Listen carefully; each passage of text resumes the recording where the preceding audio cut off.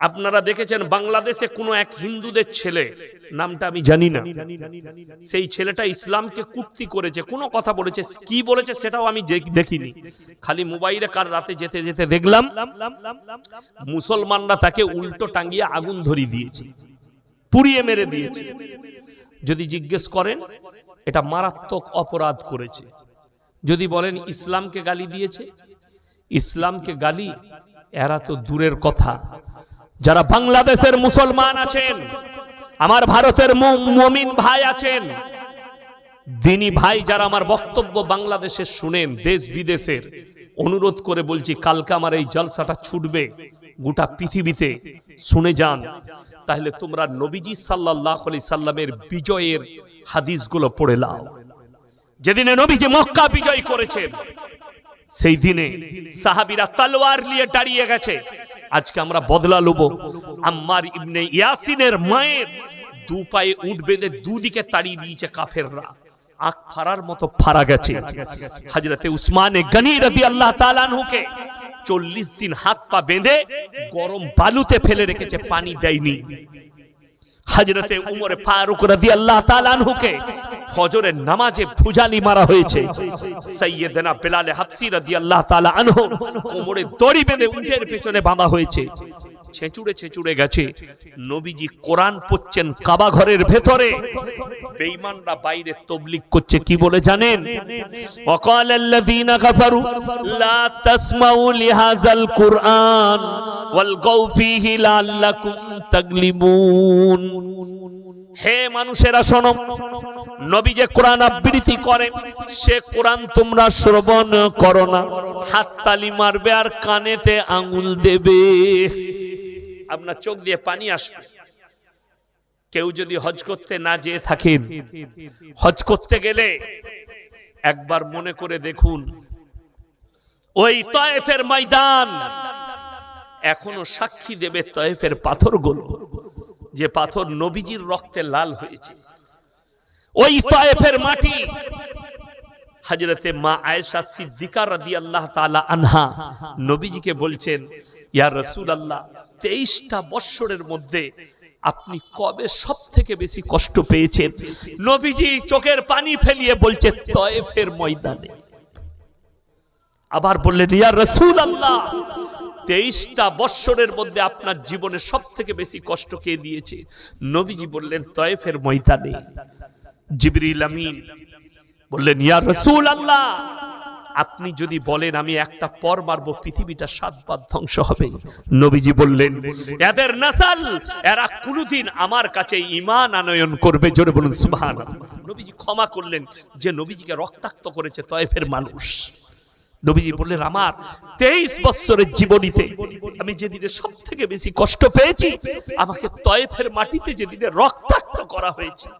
নবীজি বললেন, আমি ক্ষমা করে দিয়েছি আয়েশা, তারা আমার প্রতি একদিন ঈমান আনবে। আল্লাহর কসম, তারা ঈমান এনেছে নবীজির ব্যবহারে। জোরে বলুন সুবহানাল্লাহ।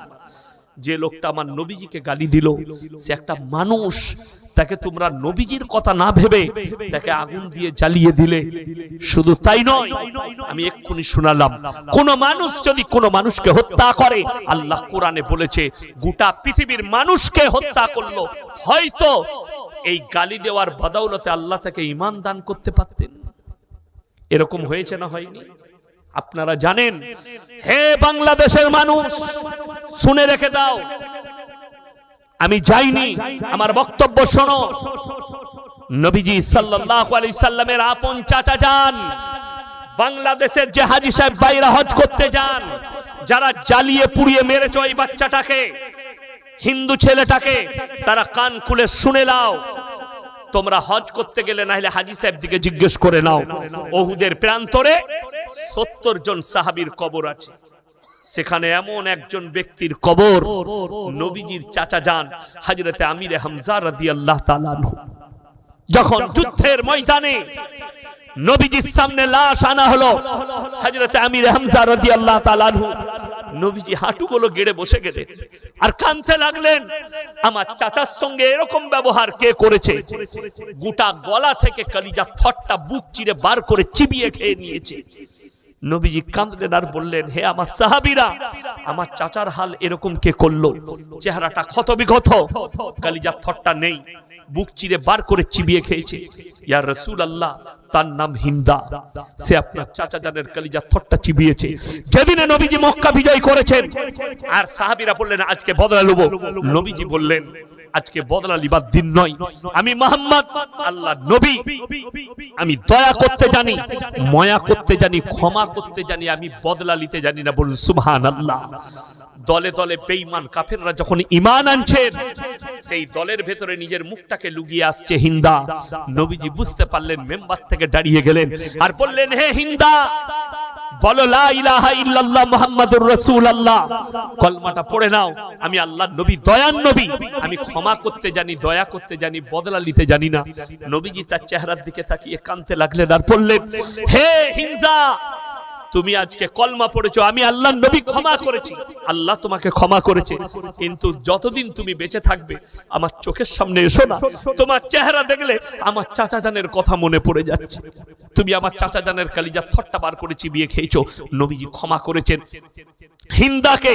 নবীজি যদি চাইতেন তাকে টুকরো টুকরো করে দিতে পারতেন। শক্তি তখন নবীজির হাতে, মক্কার শক্তি। নবীজি এলান করলেন, তোমরা আমার 5টা কথার আমল করবে। জোরে বলুন সুবহানাল্লাহ। কটা? 5টা। নাম্বার 1, তোমরা মাথায় রাখবে, কোন বৃদ্ধকে মারতে পাবে না। নাম্বার 2, বৃদ্ধাকে মারতে পাবে না। নাম্বার 3, শিশুকে মারতে পাবে না। নাম্বার 4, আত্মসমর্পণ করলে মারতে পাবে না।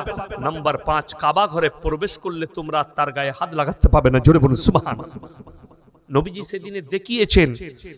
আমি বলে যাচ্ছি, নূপুর শর্মা বলে ভারতের একজন মহিলা গাল দিয়েছে, দিয়েছে না তাই? ইসলামের কোনো ক্ষতি হয়েছে? ক্ষতি হয়নি। ক্ষতি হয়েছে বলুন? বরঞ্চ লাভ হয়েছে। বরঞ্চ কি হয়েছে? লাভ হয়েছে। আমি তো দোয়া করেছি, আল্লাহ নূপুর শর্মার তকদিরে ঈমান লেখা থাকলে ঈমান দাও, তা না হলে নিস্তে নাবুদ করে দাও। আপনারা খালি দেখতে থাকুন। প্রথম পাঠ জাবেদ আখতারের সাথে হয়েছে, এখনো দ্বিতীয়, তৃতীয়, চতুর্থ, পঞ্চম পাঠ বাকি আছে। এই লোকটাও বাধ্য হবে আল্লাহকে বিশ্বাস করতে এবং কালমা পড়তে হবে। জোরে বলুন সুবহানাল্লাহ। কেন? ইসলাম হচ্ছে সত্য, কোরআন হচ্ছে সত্য। ওই জন্য আপনার দ্বারা যেন কেউ কষ্ট না পায়, আপনি হকের উপরে টিকে থাকুন। আল্লাহর কসম, হকের জিত আছে, না হকের জিত নেই। আজকে মুসলমান মনে করেছে আমি না হকে থাকলে আমার জিত আছে, হকে থাকলে জিত হবে না। এটা তোমার ভুল ধারণা। যাকে দেখছো সাময়িক, যে সুদখোরকে বড় লোক দেখছো ওটা সাময়িক, যে বেঈমানকে দেখছো এটা সুখে আছে সাময়িক, তার ভেতরটা জিজ্ঞেস করো, ভেতর শেষ হয়ে গেছে অশান্তিতে। আপনি বলুন, বড় লোকরা কোটি কোটি টাকা ইনকাম করে, জানেন আপনার মাদ্রাসার ইমামের বেতন কত? এই মসজিদে ইমামের বেতন কত তোমাদের?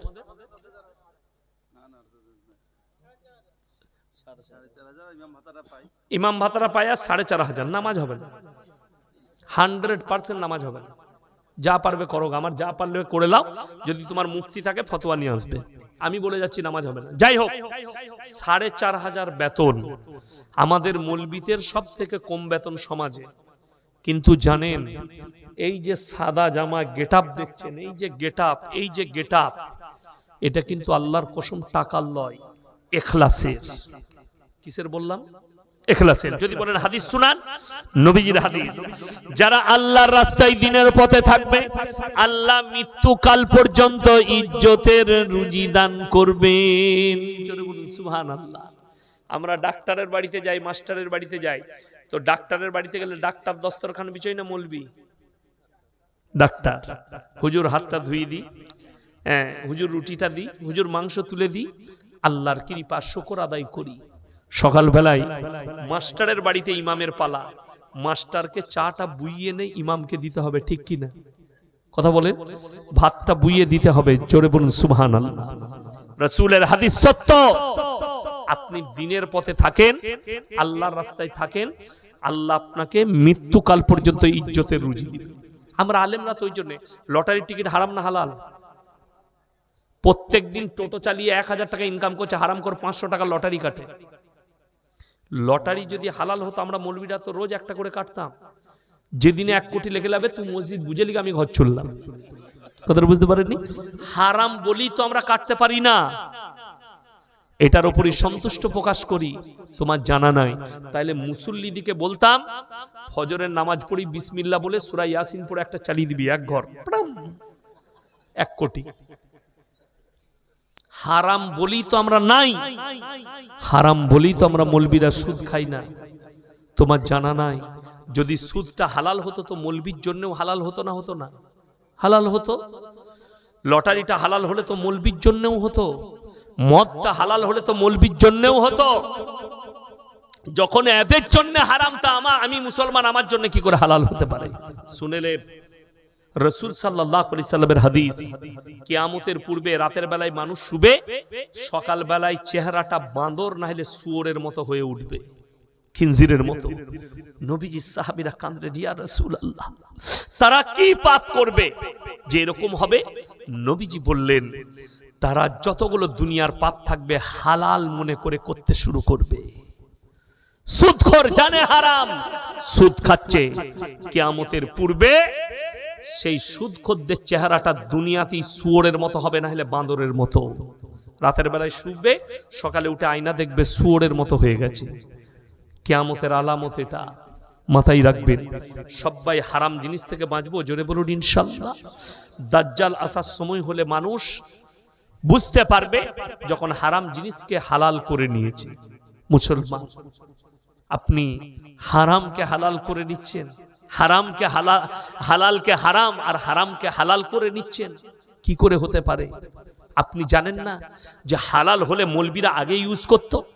বিয়ে শাদীতে গান বাজনা করলে, পণ নেবার হলে গরিব মৌলবীরা আগে নিত, কেন লেই না? এটাও ভাবতে হবে। এই মৌলবী গরিবের ছেলে, মাদ্রাসায় আমরা কাদিকে দিই, খেতে পাই না, মানুষ করতে পারছে না, বাপকে জ্বলাচ্ছে, মাকে জ্বলাচ্ছে, ভাতের হাঁড়িতে ঢেলা মারছে বলে মালসাই দিয়ে ওরা বুঝেলে। ঠিক বললাম না ভুল বললাম? এই বাচ্চাগুলোকে দেন।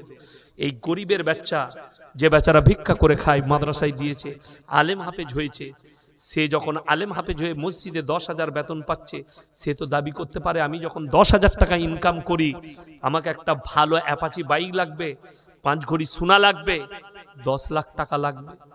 মৌলবীরা করতে পারে না। আমার যখন বিয়ে হয়, আমার শ্বশুর ঈদের সময় আমার গিন্নিকে জিজ্ঞেস করেছে, জামাইয়ের কমিটা ছিট লাগে জিজ্ঞেস করবে, আমার নিজের ফুফা। আমি বললাম তোমার বাপকে জিজ্ঞেস করো ওদের গাঁয়ের লোকের কত লাগবে, বর্ধমান থেকে ধরিয়ে দেবো, টেনে নিতে বলবে। আমার বাপের নাই, আমি ছিড়া পড়ে ঈদগায় যাব। কিন্তু এখন আপনি ঈদগায় কাকে দেখতে, কিরকম দেখতে পাবেন? জাঙ্গিয়াটা শ্বশুরের, লুঙ্গিটা শ্বশুরের, গেঞ্জিটা শ্বশুরের, আতরটা শ্বশুরের, জামাটা শ্বশুরের, তোয়ালিটা শ্বশুরের। তোর কি বলে? খালি ন্যাংটো মানুষটা আমি, বাকি আর কিচ্ছু নাই, শ্বশুরের। 1 সপ্তাহ আগে থেকে হারাম কর বউকে বলছে, তোমার বাপকে ফোন করো, ঈদিটা পাঠাবে না। তুই হিজড়ে পয়দা করেছে, হিজড়ে, কামাবার ক্ষমতা নাই। আর আমরা মৌলবীরা হচ্ছে মরদ, আসলেই মরদ। দাড়ি যারা রেখেছে, যারা দাড়ি টুপিওয়ালা, এরাই মরদ। যদি বলেন কেন, আমি বলি নাই, তোমাদের আচার আচরণই বলছি। যদি বলেন হুজুর বুঝিয়ে দেন, মেয়েরা, আমাদের মা বোনেরা কাদিকে দেখে বেশি পর্দা করে? দাড়িওয়ালা মলি সাহেব যাচ্ছে, আর দেশের লোক যাচ্ছে, মাথায় কাপড়ের দরকার নেই। ঠিক বললাম না ভুল বললাম? তার মানে মলবি কটা দাড়িওয়ালা গুলো মরদ, আর বাকি সব হিজড়ে। খালি এদিকে দেখে পর্দা করতে হবে, এইটাই তো অসুবিধা, ওইটাই অসুবিধা। বেলডাঙ্গা বাজারে চা খাচ্ছে, ইয়াসিন সাহেব লো, আমি বললাম হ্যাঁ লো, খালি আমাকে দেখে লুকো, বাকি সব খোলা থাক, বাকি মরদরা দেখুক তোমাকে। দুঃখ ওইটাই মায়েরা, পর পুরুষের কাছ থেকে তোমাকে পর্দা করতে হবে, যে কোনো পুরুষ হোক, দাড়ি চাচা দাড়িওয়ালা। এই মুসলমান কত নিকৃষ্ট দেখুন, ইনি পাগড়ি পরেছেন, পাগড়ির ওপরে জ্যাকেট, রুমাল। আচ্ছা দেখতে খারাপ লাগছে না ভালো লাগছে? ভালো লাগছে মাশাআল্লাহ। আমার পাশে ইনি বসে আছেন, মাশাআল্লাহ। গ্রাম থেকে রেজুলেশন করুন, পাস করান, মসজিদে দাঁড়িয়ে সেক্রেটারি শোনাবে কি, যে লোক সুদ খাবে, সুদের ব্যবসা করবে প্রকাশ্যে, তার কোনো চাঁদা মসজিদে নেওয়া হবে না, ইমামকে ভাত দিতে পাবে না, তাকে আমরা সমাজে মিশতে নেব না। আমি বলছি কাল কি সুদ ছাড়বে? রাজ্যটার নাম হচ্ছে মধ্যপ্রদেশ, শহরটার নাম ইন্দোর। আমি দুবার জলসা করেছি ইন্দোরে, বাঙালিদের জলসা। 10-12 হাজার শ্রোতা হয়, দারুণ খাবার খাওয়াই। আমি দুবার জলসা করেছি। যাই হোক, ওই মধ্যপ্রদেশের সমস্ত আলেমরা, দেওবন্দি, আহলে হাদিস, বেরেলি, যত তবকার মৌলবি আছে এক কাছে বসে তারা মিটিং করে ফয়সালা করেছে, কোন মুসলমান বেটার বিয়েতে যদি পণ নেই, বেটার বিয়েতে যৌতুক নেই, বেটার বিয়েতে বিটির বিয়েতে গান বাজনা করে, অশ্লীল কাজ করে, সেই নিকাহ কোন মৌলবি পড়াবেন। গোটা মধ্যপ্রদেশে যৌতুক বন্ধ হয়েছে, গান বাজনা বন্ধ হয়েছে, আলেমদের আদেশে চলছে সুন্নত তরিকায়। অবাক হবেন, আমি আজ থেকে 5-6 বছর আগে ধানবাদ জেলা, বিহারে, থানাটার নাম চন্দনকিয়ারি, জলসা করতে গিয়েছিলাম। গ্রামটার নাম নোডিহা। 1000-এর বেশি আলেম হাফেজ আছে। আমি আসরের সময় ঢুকে গেছি, অনেক রাস্তা, তাড়াতাড়ি বেরিয়েছিলাম সকাল 10টায়, আসরের সময় ঢুকেছি। সেখানে আমার একটা বন্ধু আছেন খাস, মুফতি মনজার আলম কাসমি, ভালো মুফতি। তো আমি ওই আসর থেকে রাত 2টো পর্যন্ত ছিলাম সেই গ্রামে। তারপরে আমি আসার সময় মুফতি সাহেবকে বললাম, ভাই মেরে কো ইতনা আচ্ছা লাগা। কি হয়েছে, কি হয়েছে বলতো? কিছু হয়েছে? আমার বাপের ডায়লগ শোনা নাই, বিয়ে দিয়ে দেবো, কেঁদে মরে যাবি।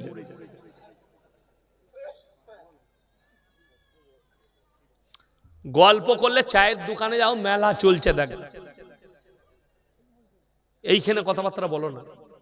এমন ছিলা ছিলব, জীবন আমাকে দাওয়াত দিবি না। হ্যাঁ, আমি খুব নরম লোক, গোলমাল করলে কিন্তু ছাড়বো না। তো সেই গ্রামে আমি তাকে জিজ্ঞেস করলাম, বিশ্বাস করুন রাত 2টো পর্যন্ত রাস্তায় প্যান্ডেলে একটা 10 বছরের বাচ্চা মেয়েকেও আমি দেখতে পাইনি, গোটা গ্রামের রাস্তায়। तो আমি जिज्ञेस करलाम, भाई आपका गांव का महल इतना अच्छा क्यों है? कोई औरत नहीं दिखी, यहाँ तक के एक बच्ची भी नहीं दिखी। তিনি কি বললেন জানেন? আমাদের গ্রামের নেতৃত্ব যারা দেয় তারা হচ্ছে উলামায়ে দ্বীন, ইমাম, আলেমরা। পরিবেশ তারা তৈরি করে। বিশ্বাস করুন, গ্রামের পরিবেশ তৈরি করতে চাইলে ইমামকে নেতা হিসাবে সিলেক্ট করুন, আলেমজিকে নেতা হিসাবে সিলেক্ট করুন, গ্রামের পরিবেশ তৈরি হবে। আর যদি গাঁজাখোর মাতালকে নেতা ভাবেন তো জিনা করার, গাঁজা করার মাতাল আর গুটকাখোর ছাড়া কিছু তৈরি হবে। আমি বললি খারাপ মৌলবি, আমাকে দাওয়াত দিবেন, আলহামদুলিল্লাহ। দাওয়াতের ভুকা ইয়াসিন নয়, আমি বাস্তব সত্য যেটা সেটা বলছি। আপনি বলুন তো, মসজিদে ইমাম রাখলে ইন্টারভিউ লিয়া হয় না, হয় না? কথা বলে না? এলাকার আলেমদিকে ডাকে না, যে দেখুন তো একটা ইমাম এসছে, এটা চলবে কিনা, বা তাকে জিজ্ঞেস করে কোথায় পড়াশোনা করেছেন, ডিগ্রি কি আছে, বাড়ি কোথায়, 5 বার যাচাই করে। একটা ইমামের এত ইন্টারভিউ হয়, অথচ মসজিদ কমিটি তৈরি করলে সুদ খেয়ে বড় লোক হোক, লোকের মেরে নিয়ে হোক, চুরি করে হোক, পয়সা থাকলেই সে কমিটি। রাগ করে না, বাস্তব বলছি। কোনদিন এই শর্তটা জিজ্ঞেস করেছেন যে মাদ্রাসায় এতগুলো শিক্ষক আছে, হুজুর কোন কোন লোক কি কি চরিত্র থাকলে সে মসজিদ কমিটিতে থাকতে পারবে, একটু লিখে দেন তো? কেউ এসছে কোনদিন? জালিলিয়া, সুরুলিয়া এত বড় বড় মুফতিরা আছে, 2টো মাদ্রাসা, সারগাছি 3টে মাদ্রাসা, এরা যদি প্রমাণ দিতে পারে অমুক গ্রাম থেকে এসে আমাদের কাছে লিখে নিয়ে গেছে কি কি শর্ত থাকলে মসজিদ কমিটিতে থাকবে, আমি ইয়াসিন বাই ক্যামেরা ভুল স্বীকার করব, একটাও গ্রামের লোক আসেনি। কিন্তু আমি আপনাকে দেখিয়ে দেবো, ইমামটার ইন্টারভিউ লিবার জন্য মৌলবি ডেকেছে। ইমামের ইন্টারভিউ হবে, আর মসজিদের সেক্রেটারি করবে, মসজিদের ক্যাশিয়ার করবে, মসজিদের প্রেসিডেন্ট হবে, তার ইন্টারভিউ হবে না? অনেকজন তো বলবো ভাইয়ের সম্পত্তি মেরে নিয়ে হজ করে এসে মসজিদের সেক্রেটারি, হ্যাঁ, মতোয়াল্লি সেজেছে। আমি দেখি দেবো, আমার বর্ধমানে আছে।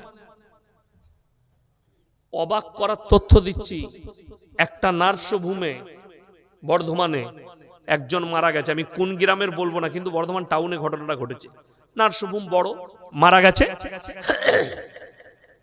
আজকেও আমার সাথে এসছে আশা নার্সিংহোমের মালিক নাসির ভাই, আমার খুব কাছের মানুষ অন্তরে, আমার সাথে এসছে আজকে জলসা, সাথে নিয়ে এসছে।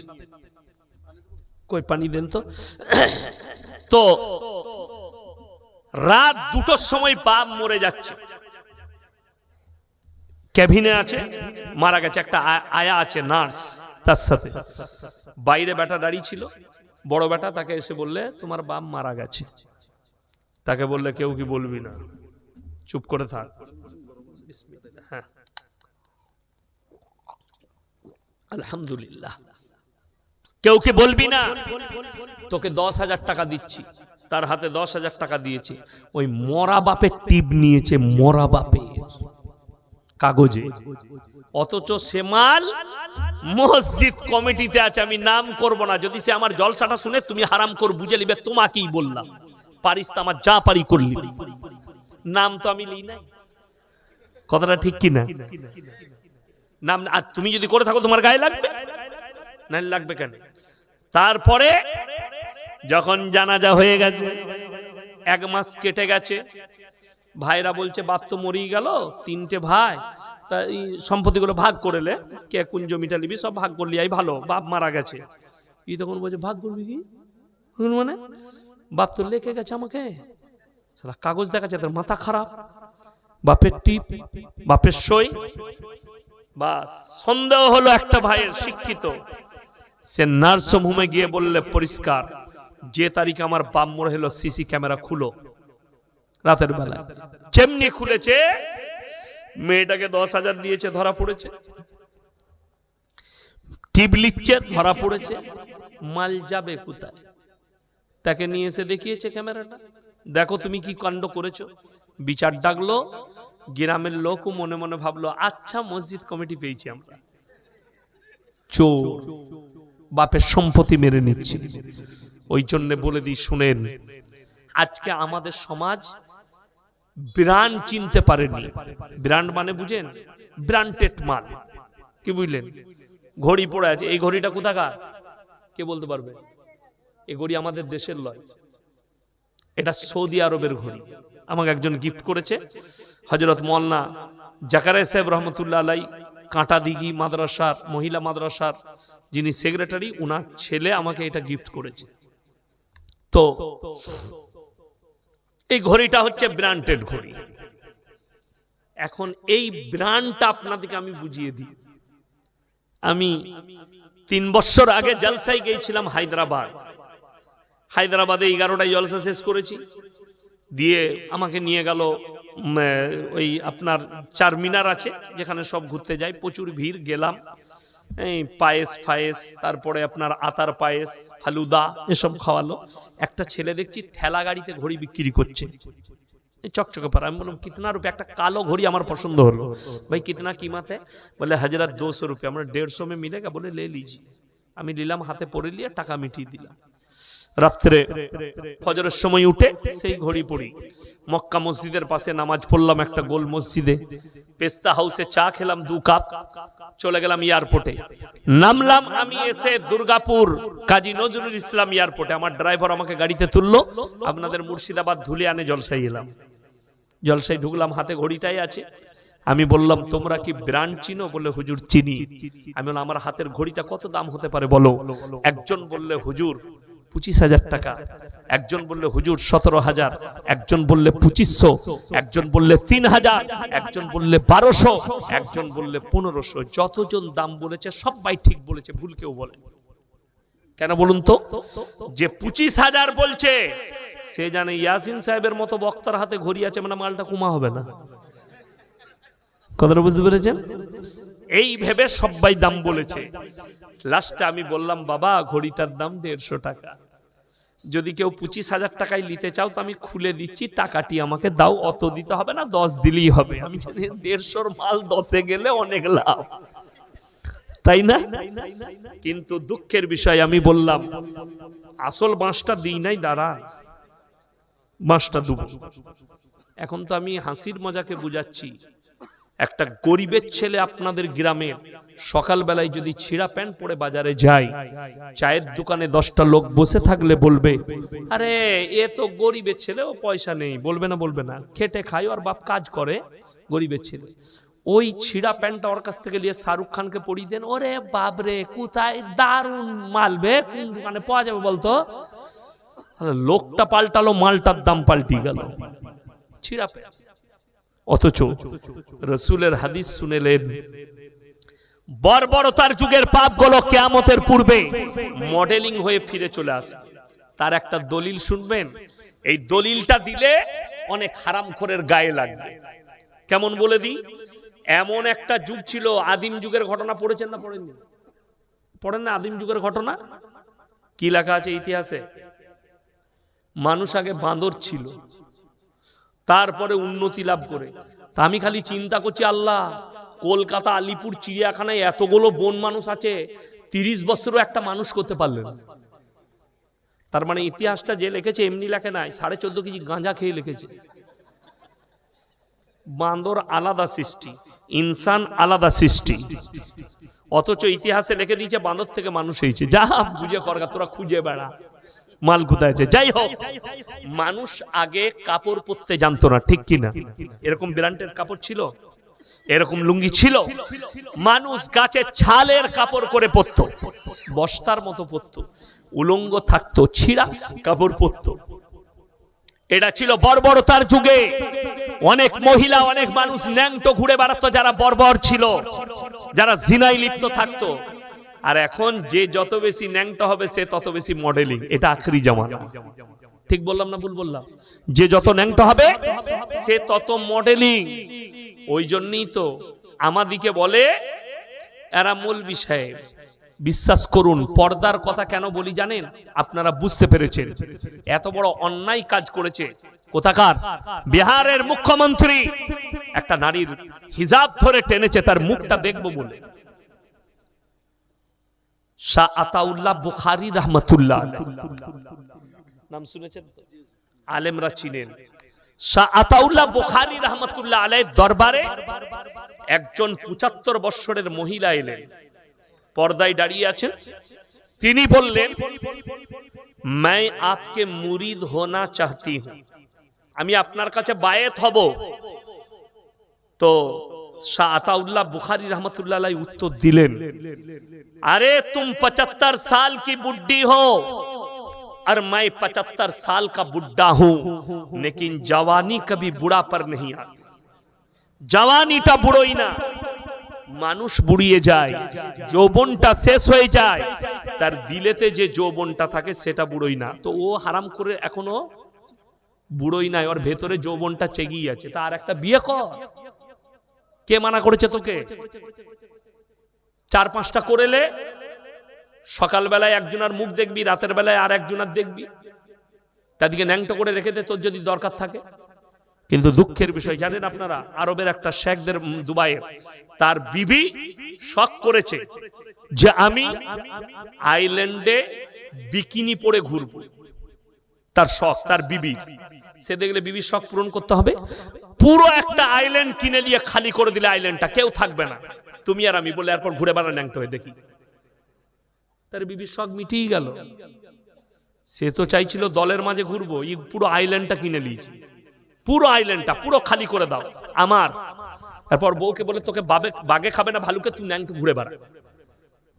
বড় কষ্টের বিষয়, ইসলামের একটা মারাত্মক চ্যাপ্টার হচ্ছে পর্দা, নারীদের একটা মারাত্মক চ্যাপ্টার হচ্ছে পর্দা। এরপর কারোর মধ্যে যদি মানুষত্ব না থাকে আপনি কি করবেন? রাসূলের হাদিস আমি এক্ষুনি শোনালাম, যখন তোমরা দেখবে কিয়ামত কাছে অশিক্ষিত মূর্খরা দেশ চালাবে আর শিক্ষিতরা চুপচাপ বসে থাকবে। এইরকম মূর্খ মুখ্যমন্ত্রী হলে সে তো মানুষের নারীদের হিজাব ধরে টানবে। কেউ কেউ বলছে ও তো সির্ফ কাপড়া কো হটায়া, কাপড়টা ধরে টেনেছে। সেই হারামখোরকে বলবো তোর মা বাজারে থাকবে আর আমি খালি কাপড়টা এরকম করে ধরে টেনে দেবো, তাহলে কোনো হবে না? কত বড় কথা যে কাপড়টা ধরেছে, এই ব্যক্তিটাকে জেলের কুঠরিতে ভরে দেওয়া দরকার। শুনলেন, ইসলামী শাসন হলে হত্যা করার হুকুম ছিল, আজকে দেখলেন কত দুঃখের বিষয়।